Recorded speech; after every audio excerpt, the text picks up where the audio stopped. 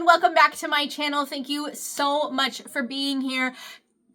Before we start today's episode, relative to today's episode is about my experience playing Daggerheart and my opinions playing Daggerheart, which aren't positive, all positive. They're not all positive, which I feel like is against the grain of what other people are doing, or saying. I would like to say an announcement really fast. The person that I played Daggerheart with and did the 4-shot of Daggerheart with, Teacup Dragon, he is running a 1-shot of Call of Cthulhu.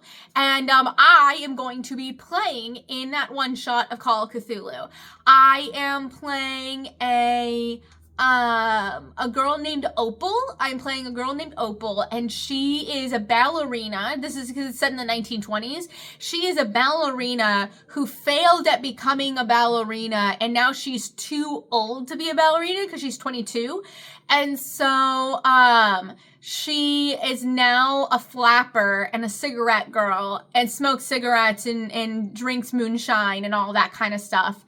And, she's a lot smarter than she looks, but she's very, very naive, which I feel like is perfect for a horror movie. My concept with Opal was to be the first one to die. The first person who dies in a horror movie or like a horror game. I really know horror games. There's that first person who dies in the horror game. That's what I wanted Opal to be after. So if you want to watch me and people that are really, really cool play, Call of Cthulhu, all of the information of the stream and also where it will be podcasted is in the doobly-doo down below, as well as the last episode of the 4-shot that I did of Daggerheart with the same people on the same production.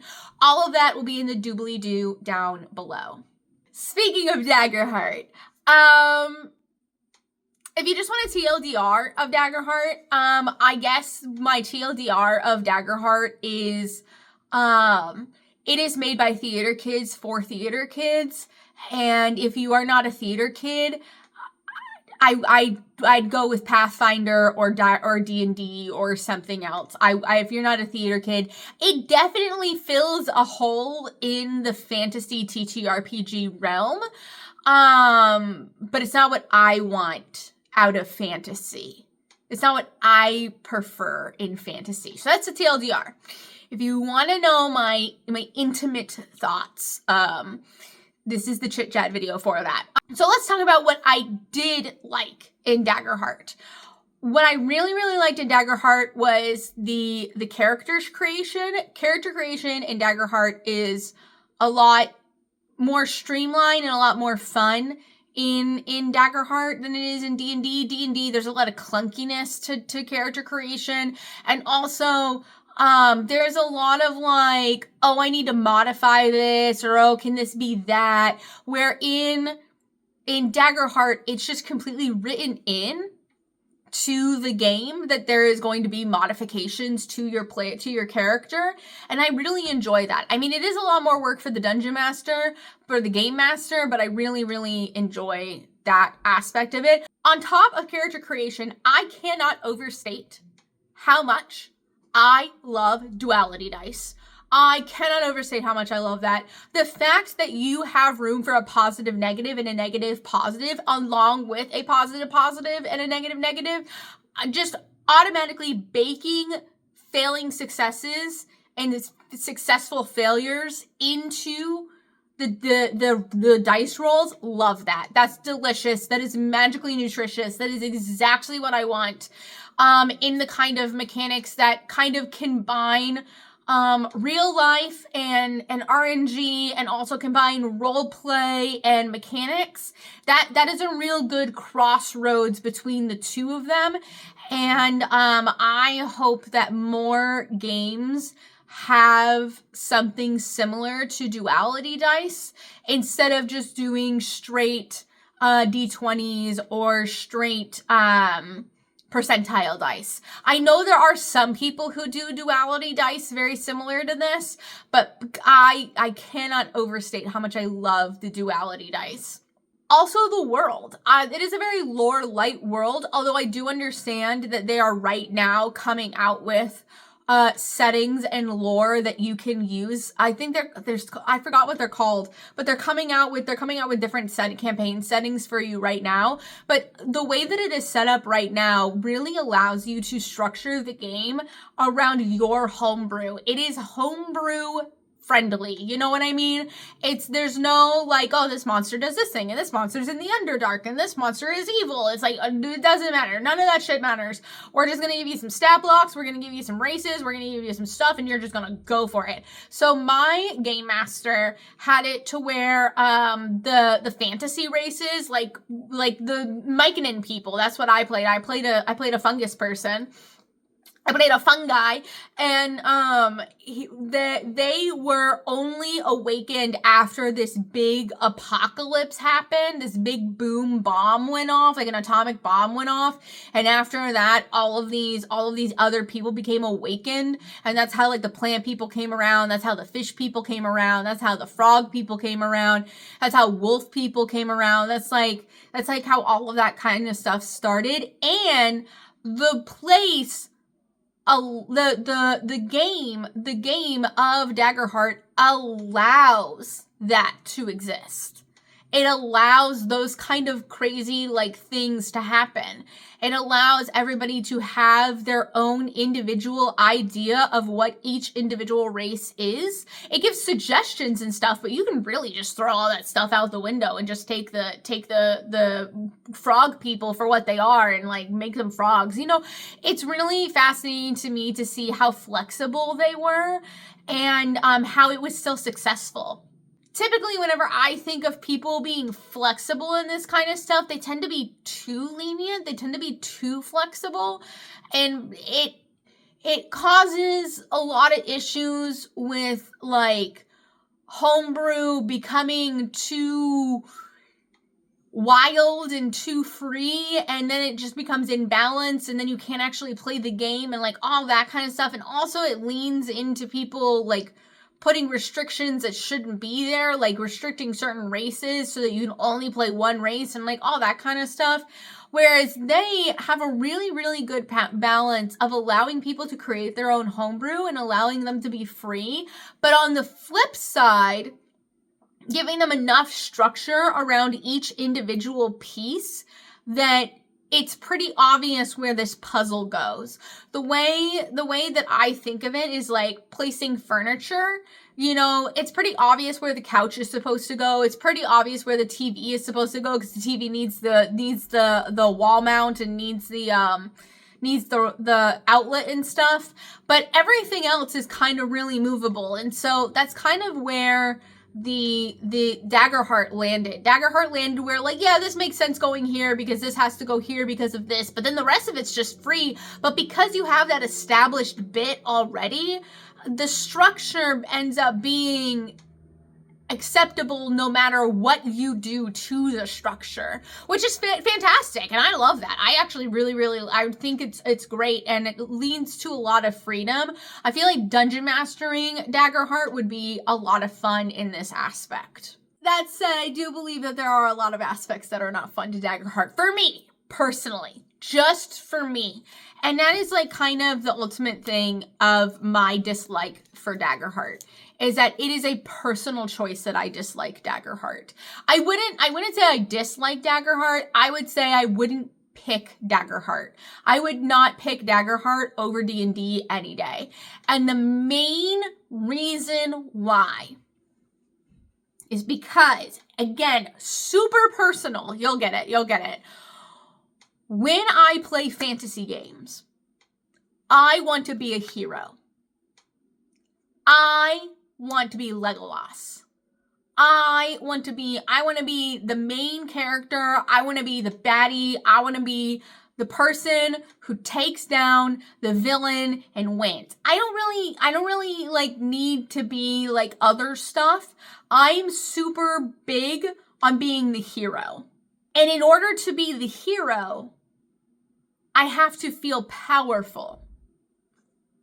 I want my players walking away from my table feeling powerful, feeling invigorated, feeling like I fucking did that. I did that. And I think the best way to capture the I did that feel is mechanics, is fights, is fighting. That's really what I feel like is the best way to capture that I did it feel. And honestly, whenever it comes to D&D, that is what is expected. I know a lot of people hack D&D to make it something else or like whatever, but at the end of the day, what I want from D&D and what D&D wants from D&D is to go to an abandoned castle and go fight some goblins and get the goblins out of the abandoned castle for the people, and like that's so that they stop looting the town. Like, that's really what D&D is all about at the end of the day. Like, the plots are nice, the romance is nice, the different pieces, the NPC interactions are nice, the building the backstory and the character is nice, but playing the game is kind of the point of the game, right? Like, you know what I mean? Like, playing the game is the game. All of this other stuff you can do on any other place. And I encourage you to do in other places, 100%. I encourage you to do all of these things in D&D and beyond D&D. I encourage you to play things other than D&D. I encourage you to expand beyond this and find the things that really, really bring you joy, like the storytelling or the NPCs or the character building or, you know, growing your character throughout the game. All of these things are great elements of D&D to have in D&D as an accessory to the campaign. But if you want that to be the main thing, then I would suggest you play something else besides D&D, and you should, because there are great TTRPGs besides D&D. There are amazing TTRPGs besides D&D, and also one of them is Daggerheart, which I think all of that kind of stuff fits so much better into Daggerheart. But again, what I want out of the game, what I want out of my campaign is to walk away feeling powerful, to walk away feeling like I am extraordinary. I defeated this bad guy and saved these people. That's what I want from D&D, and that's what I want my players want to walk away from D&D having. And so the best way to facilitate that in a fantasy realm is killing goblins, is stopping illithids, is, you know, slaying the dragon that's terrorizing the towns. That's kind of the point of D&D. That's the reason why the monster manual is so huge, is because, like, the point of D&D is the monsters, and the point of D&D is to have the role play, but also to have the fights. And fighting in Daggerheart is not fun. It's not fun. It's not good. Okay, so I know that there are so many people keep telling me that, like, oh, but there are other options, you know, but listen, I'm playing rules as written, and rules as written, there are no turns. There are no turns. And guess what? That sucked. That sucked in my game that I played. Because I wanted to go. I wanted to say stuff. I wanted to do stuff, but I felt annoying saying stuff and doing stuff because nobody else was saying stuff and doing stuff. Nobody else wanted to go. So I felt fucking annoying. So I felt annoying at my own table and finding myself shutting up at my own table because I was I didn't want to overpower other people. I hated that. I hated that so much. I really did not enjoy combat. I did not enjoy combat. I enjoyed the different things that I could do in combat, like, for example, but that was done by the dungeon master. The game master did that. The game master made the combats enjoyable for me, because at one point I shoved my hand. I was a monk. I was a big, beefy monk. I shoved my hand into this wall that was, like, crashing. He was doing a countdown for the wall, for the building to come down. And there were too many monsters. Too big a monster. There were too many. And so I told everyone, get out of the building.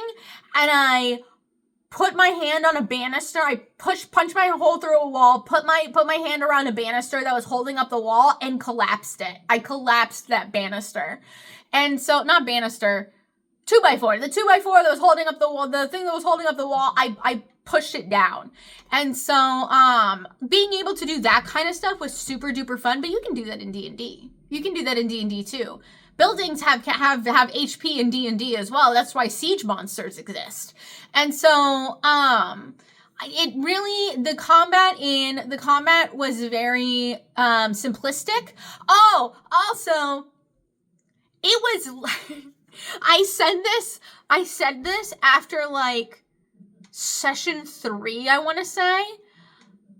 I swear to God, Matt Mercer went into that first session about like, okay, what is the core elements of Daggerheart? What do we want Daggerheart to embody? And he wrote on the wall, no math. I swear to you, there is like such little, it's all about not surpassing a certain number. So instead of like doing math and then deciding if that hits or not, you have to, if it doesn't hit, it's below a certain number. If it's a small hit, it's below a certain number. If it's a big hit, it's below a certain number. And if it's a deadly hit, it's below a certain number. So it's like, it's gauges. It's not even like real math. There is no real math in this game. And I found myself missing math, because at least math made it interesting, made it intricate, made it detailed, made things make more interest in me. You know what I mean? And so, yeah, I really disliked combat. I thought combat was too streamlined. I thought combat was too mathless. I didn't like combat at all. And it wasn't until about session 3 that I was like, wow, there is no math. And I hated that. And once I pinpointed that, I couldn't get over it. You know what I mean?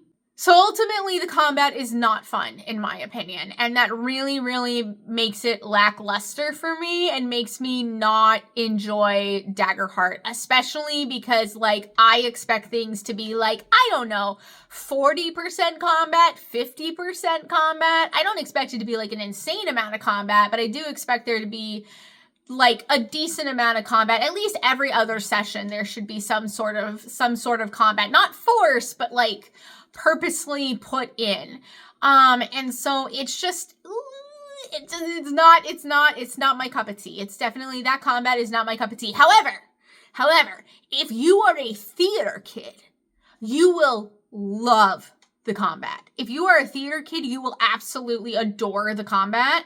Because, and if you don't like combat in D&D, I would recommend Daggerheart, because combat in Daggerheart is a lot quicker, it's a lot simpler, and it's a lot more frills. It's a lot more like, oh, I do a jump and a twist and I do all this stuff. Like, they expect you to narrate your combat so that other people could bounce off of your narration, which is fantastic. Then you can't do that in D&D because you have the turn order, but then there's the issue with not having a turn order, meaning that people don't talk, and that's kind of an issue. Now, that being said, the Daggerheart that I played had a ton of combat. There was a good amount of combat in the Daggerheart that I played. My opinion of Daggerheart could completely change if I experienced Daggerheart that was combat light. Mine was combat medium. If I experienced combat light, I have a feeling that I would enjoy Daggerheart a lot more. And maybe that's just the way you need to play it. Maybe you just need to play it combat light. You know what I mean? But for fantasy, if I'm going to be fantasy, if I'm going to have a sword and a shield or a staff or magic, I want to be powerful. That's the D&D, that's the game that I want to play. So Daggerheart's not made for me. And I think that's just the whole conclusion of the whole thing. Daggerheart is not made for me. I am not the target audience of Daggerheart. And I completely respect that. If somebody asks me to play Daggerheart for like a 4-shot or whatever, when I join, Yeah, I totally would. I would totally be down to try out Daggerheart again. There is nothing wrong with Daggerheart. But when I ever join a campaign of Daggerheart, when I ever join a long-term thing of Daggerheart, no, because I'm not gonna like it. Because I'm not the target audience. And I think that is the thing that I want everyone to take away from what I have to say. It is okay to not be the target audience of something that is popular. It is completely socially acceptable to not like something that everybody else is liking simply because it doesn't fit the MO that you want to be. That's okay. It's okay to not like those pair of pants on you. It's okay to not like that style of haircut. Like, everybody was getting a shag at one point, and I was like, I don't want a shag. I don't think a shag would look good on me. I like my long, luscious blue hair. And Max was like, don't get a shag then. But you can feel a lot of peer pressure. You can feel a lot of pressure from sources like TikTok and Instagram and stuff of everybody getting a shag. Everybody has a shag. Everybody's playing this game. Everybody gets this game. Everybody likes this game. Everybody's playing this game. This game sold out 6 times. This game sold out within minutes, and now we have to restock it. And whenever we restock it, it sells out again. And all this kind of stuff. It's fine. You don't have to do it too. You don't have to like it too. You can stick to what you like. You can stick to your morals. You can stick to your guns. You can stick to your ethics. You can stick to whatever you want to stick to. You can be yourself and just look at these things and say, I'm not the target audience. I'm happy for you. I'm happy that you exist. I'm happy that people are loving you. I'm happy that you're selling hundreds of thousands of copies. I'm happy that you are giving Wizards of the Coast a run for their money because somebody needs to. I'm so, so happy for you. I am not your target audience. I'm not. And to everyone that is the target audience, I'm happy for you. Good for you. But for me, it's just something that I'm not going to be super interested in. And I think that I'm allowed to not like something, just like you're allowed to like something, even though it's popular. And that's kind of what I wanted to say.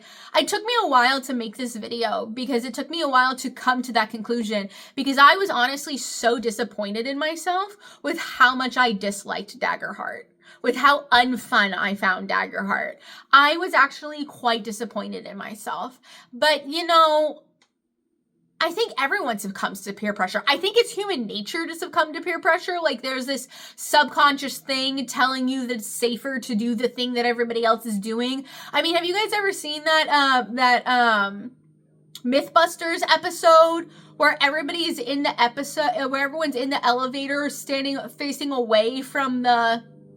It's an episode of Mythbusters that they did where everybody was facing away from the elevator door. So like everyone was turned 180 away from the elevator door. And whenever somebody got into the elevator, they didn't know what was going on. They were not in on everybody else. Everybody else was in on it, but they instinctually, because everybody else was turned around to not face the elevator door because everybody else was doing it. They just did it by themselves. I think it's just human nature to do that kind of stuff, but it's important for us to break our subconscious out of those kind of molds and allow us to be human beings with individual feelings and individual likes and dislikes. And yeah, I just like combat way too much to play Daggerheart, to be completely honest. I feel bad saying that. I still feel bad saying that, but it's the truth, and it's okay. And it's okay to dislike things that other people like. That being said, I really want to try Valiant. I forgot what the Cobalt Press one is, and I want to try the MCDM one. I really want to try the MCDM one. I haven't bought books in a really long time. I am this close to buying the MCDM books because it looks sick nasty. It looks sick nasty. So let me know if you played the MCDM TTRPG yet, because I really want to play it and I'm very, very interested in running it. So let me know if you've played it. And let me know how you like it. I think that is going to do it for this video. This video is long. But I feel like it's important to express everything thoroughly whenever coming to review something. So I hope you guys enjoyed this video. If you stayed this long, thank you.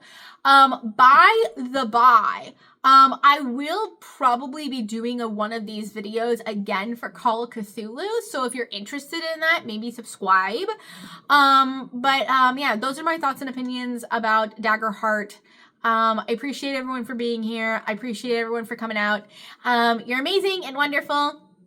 And always welcome at my table, of course. And I will see you in next week's video.